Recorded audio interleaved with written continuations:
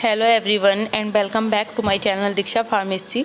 और अगर आपने अभी तक हमारे चैनल को सब्सक्राइब नहीं किया है तो प्लीज़ सब्सक्राइब करें and press the bell icon so you will get all the notification from this channel. और ये हमारा बी फार्मा फर्स्ट सेमेस्टर का सब्जेक्ट है फार्मास्यूटिक्स फर्स्ट, जिसको हम जनरल फार्मेसी भी बोलते हैं। और ये यूनिट फर्स्ट का हमारा लास्ट टॉपिक है। सिलेबस आप देख सकते हैं। तो ये हमारा है paediatric dose calculation based on age, body weight and body surface area.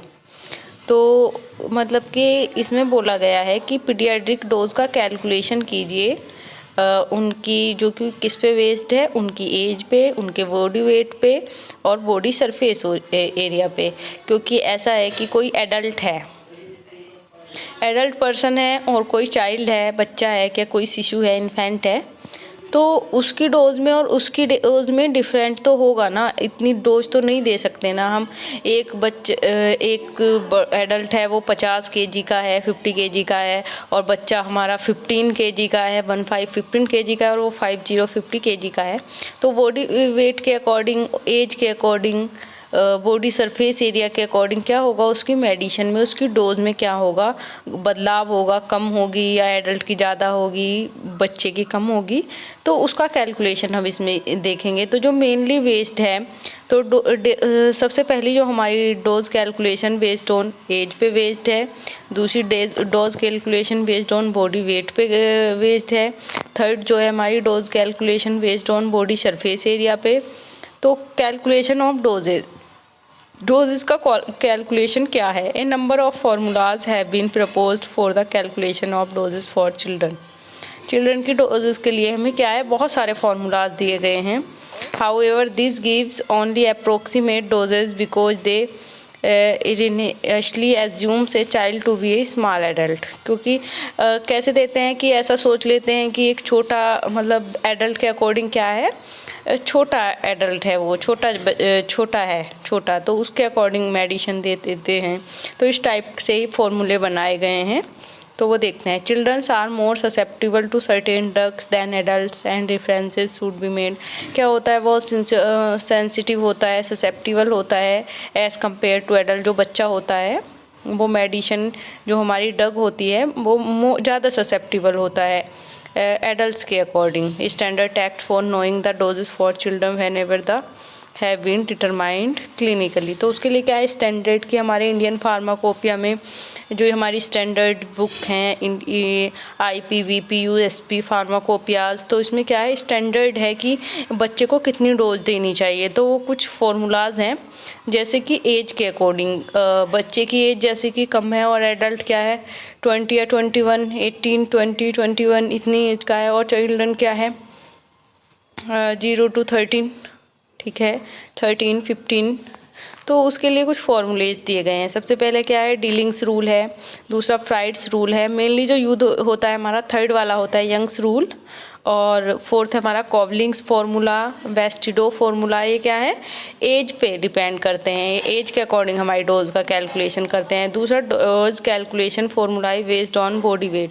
Body weight पे जो हमारा फार्मूला बेस्ड है वो क्या है, क्लार्क का फार्मूला, ठीक है।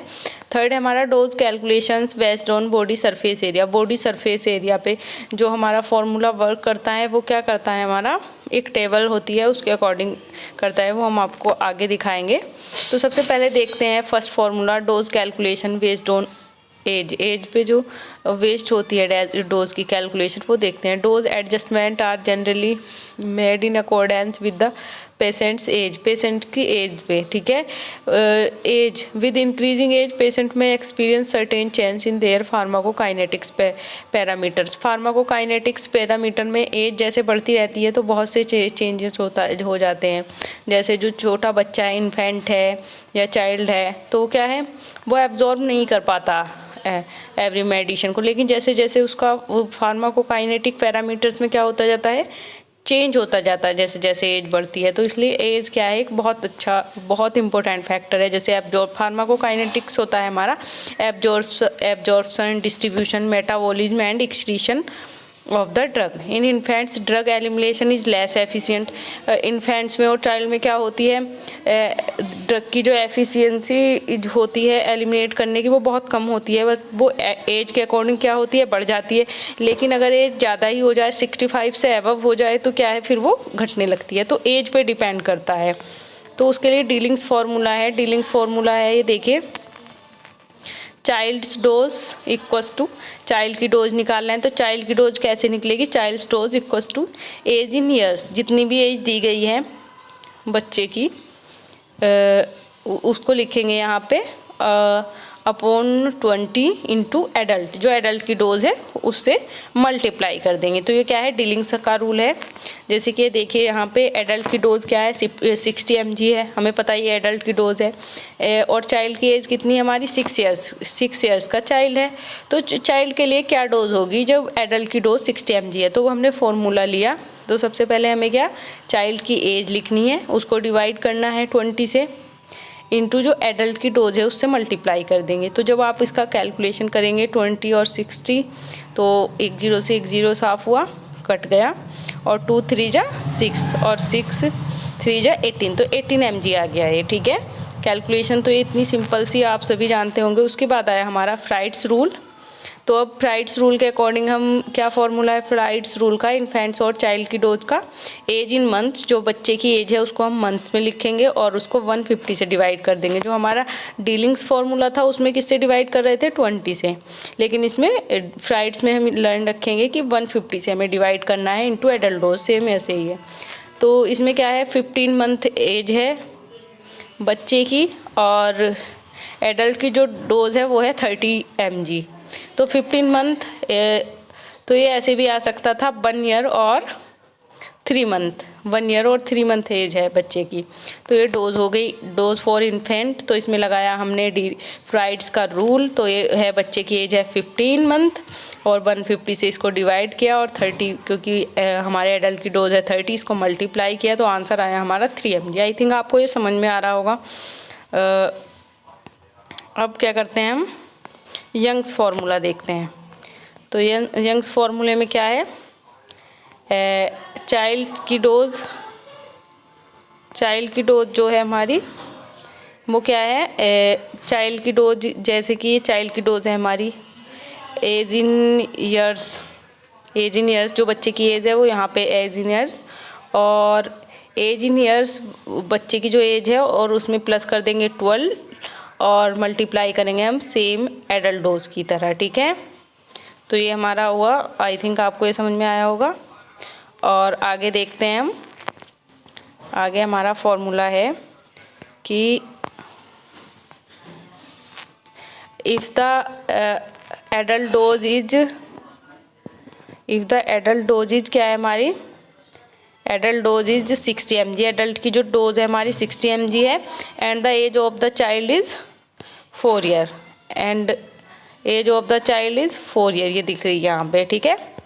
और what will be dose for the child, क्या होगी डोज चाइल्ड की। तो हमने देखा था कि हमारा फॉर्मूला है कि चाइल्ड की डोज है age in years plus 12 adult dose. तो ये फॉर्मूला लगाएंगे हम और आइए इस फॉर्मूले का यूज़ करते हैं। तो डोज फॉर चाइल्ड क्या होगी कि जो हमारा फॉर्मूला है उसके अकॉर्डिंग जो बच्चे की एज है वो क्या है हमारी 4 ईयर्स है, जो बच्चे की एज है वो क्या है 4 ईयर्स है। और तो हमने लिखेंगे बच्चे की एज 4 ईयर्स और एज बच्चे की चिल्ड्रन से एज प्लस 12 से उसको प्लस करना है अकॉर्डिंग टू फार्मूला और इनटू एडल्ट डोज है हमारी 60 mg, ये आप एग्जाम्पल में देख सकते हैं। तो अब क्या हुआ, ये हमने जब कैलकुलेशन की 4 + 12 क्या हुआ हमारा 16 हुआ और ये क्या हुआ हमारा 4 था ऊपर। अब जब हमारा 16 को 60 से डिवाइड करेंगे तो 4 4 जा 16 और 4 1 जा 4, 4 5 जा 20। तो ये आंसर आया हमारा 15 आंसर। आई थिंक आपको समझ में आ गया होगा कि कैलकुलेशन किस तरह से की गई है। अब आया हमारा कॉबलिंग्स फार्मूला। तो कॉबलिंग्स फार्मूले में क्या है, चाइल्ड की डोज कैसे निकाल रहे हैं, एज जो बच्चे की एज है उसमें 1 को ऐड कर रहे हैं, जो बच्चे की एज है उसमें 1 को ऐड कर रही हैं और उसको 24 से हम डिवाइड कर रहे हैं, और इनटू में क्या है हमारे हमेशा की तरह एडल्ट डोज है। उसके बाद हमारा है bestie dose formula. Bestie dose formula में क्या है हमारा, चाइल्ड की डोज को हम कैलकुलेट कर रहे हैं, तो child dose equals to age, जो बच्चे की क्या है उसमें एज इन ईयर्स, और इसमें क्या कर रहे हैं हम +3 जोड़ रहे हैं। और पिछली में क्या कर रहे थे हम, पिछले में हम क्या कर रहे थे, पिछले में हम 1 को जोड़ रहे थे, पिछले में हम एज इन ईयर्स +1 और किससे 24 से डिवाइड कर रहे थे। लेकिन इस बार क्या कर रहे हैं हम, इस बार कर रहे हैं हम 30 जोड़ रहे हैं और 3 जोड़ रहे हैं और 30 से डिवाइड कर रहे हैं, और पहले की तरह ही क्या है एडल्ट डोज। तो ये फॉर्मूला आप अच्छे से लर्न कर सकते हैं। और अब आई dose calculation according to based on body weight in children and obese patient, the dose adjustment are based on weight. तो क्या है हमारा, बेस्ड करता है बॉडी वेट पे। जैसे कि कोई ओबेसी पेशेंट है, कोई ओबेसी पेशेंट है तो उसका क्या होगा, कोई जैसे हमारा ओबेसी पेशेंट है तो obese patient the dose adjustment are based on weight, weight पे डिपेंड करता है उसका जो होता है, ठीक है। The dosing regimen also change along with the any alteration in the volume of distribution, distribution में चेंज होता है, which depends on the total quantity of water present in the body and therefore extra cellular fluids are related to the body weight. तो इसमें क्या है, जो Owaisi patient है, हमारे मोटे पेशेंट्स हैं, उनकी मेडिसिन में एज़ कम्पेयर टू थिन, जो पतले लोग हैं, तो उनकी कैलकुलेशन में भी हमें उनके वेट के अकॉर्डिंग देनी पड़ती है। ऐसा नहीं है कि 50 kg वाले वेट को और जो 20 या 35 kg का है उसकी मेडिसिन दे देंगे, या 75 kg वाले को हम 25 kg या 32 kg वाले पेशेंट की मेडिसिन दे देंगे। तो बॉडी वेट के अकॉर्डिंग हम मेडिसिन दे रहे हैं। तो ये बताया हमें क्लार्क्स ने, हमारे एक साइंटिस्ट थे क्लार्क्स, उन्होंने हमें एक फार्मूला दिया कि जो चाइल्ड का वेट है उसको किलोग्राम में लेना है और डिवाइड कर देना है 70 से, और इनटू में लेना है एडल्ट डोज को, आपका अपने आप ही आंसर आ जाएगा।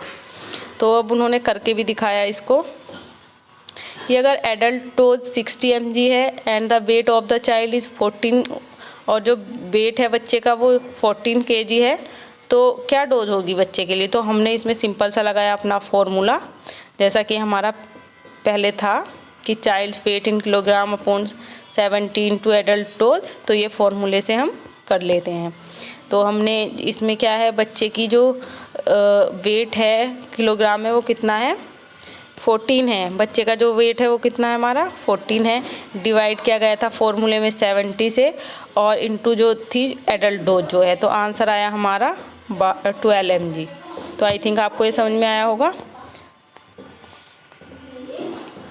अब देखते हैं dose calculation based on body surface area. तो बॉडी सरफेस एरिया पे, जो बॉडी की सरफेस एरिया है उस पे जो डोजेज डिपेंड करती हैं, तो ये मेनली 2 टाइप के पेशेंट के लिए यूज़ की जाती है। जो बॉडी सरफेस एरिया यूज होती है, मेनली जो मेडिसिन दी जाती हैं वो एज के और बॉडी वेट के अकॉर्डिंग ही दी जाती हैं। लेकिन कैंसर पेशेंट जो कीमोथेरेपी को ले रहे हैं या पीडियाट्रिक पेशेंट्स हैं, ठीक है, तो उनके लिए ये क्या उन्होंने एक फार्मूला दिया कि चाइल्ड की डोज को कैसे कैलकुलेट करेंगे अगर कोई कैंसर पेशेंट है तो उसके लिए। तो सरफेस एरिया, चाइल्ड की सरफेस एरिया को और surface area of adult into 100, ठीक है। सरफेस एरिया ले लेंगे एडल्ट की और सरफेस एरिया ले लेंगे चाइल्ड की इंटू 100। तो हमारा एक ये नोट पॉइंट दिया गया है यहाँ पे कि जो हमारी average adult body surface area है, तो उसको हम लर्न रख सकते हैं कि ये 1.73 मीटर स्क्वायर होती है, ठीक है, जिससे कि आपको अच्छे से लर्न रहे कि हमारी, ये आपको अपने आप याद रखना है कि जो एडल्ट की बॉडी सरफेस एरिया है उसका एवरेज 1.73 मीटर स्क्वायर है, मतलब लगभग इतनी बॉडी सरफेस एरिया हर एडल्ट की होती है। तो जो टेबल है हमारी, अभी मैं आगे है वो आपको शो करूँगी, तो ये सारे रिलेशन को बताती है, उसे आप लर्न कर लेना, इससे आप निकाल सकते हैं किसी भी बॉडी सरफेस एरिया के अकॉर्डिंग डोज कैलकुलेशन कर सकते हैं किसी भी चाइल्ड की। तो calculate the dose for a child having body surface area 0.83 meter square. तो ये क्या हो गई हमारी 0.83 मीटर स्क्वायर, क्या हुआ, ये हमारी चाइल्ड की सरफेस एरिया आ गई, और हमें एडल्ट की पता ही है, चाइल्ड की body surface area upon adult body surface area. तो एडल्ट की क्या है 1.73 मीटर स्क्वायर इंटू 100, ठीक है। तो ये हमारा आंसर आया 47.97। अगर आप इसको कैलकुलेट करिए कैलकुलेटर से या अच्छे से लिख के, तो ये हमारा आ जाता है अप्रोक्सीमेट 48 mg। जैसे कि 100 को 0.48 से मल्टीप्लाई करेंगे तो क्या आएगा हमारा 48 mg, ये आंसर हो जाता है, ठीक है। ये टेबल है, ये आप देख सकते हैं कि ये क्या है, किलोग्राम्स में है, पाउंड्स में है, क्या क्या रिलेशन है इनके बीच में। Surface area in square meters, जैसे कि 0.3 है तो उसका क्या होगा, जैसे कि 0.15 है सरफेस एरिया तो उसका पाउंड में कितना होगा 4.4 होगा, और परसेंटेज कितनी होगी एडल्ट डोज की 9, ठीक है। तो ये आप अच्छे से टेबल को लर्न कर सकते हैं। And thank you so much for watching this video. और अगर आपने अभी तक हमारे चैनल को सब्सक्राइब नहीं किया है तो प्लीज़ सब्सक्राइब करें and press the bell icon so you will get all the notification from this channel.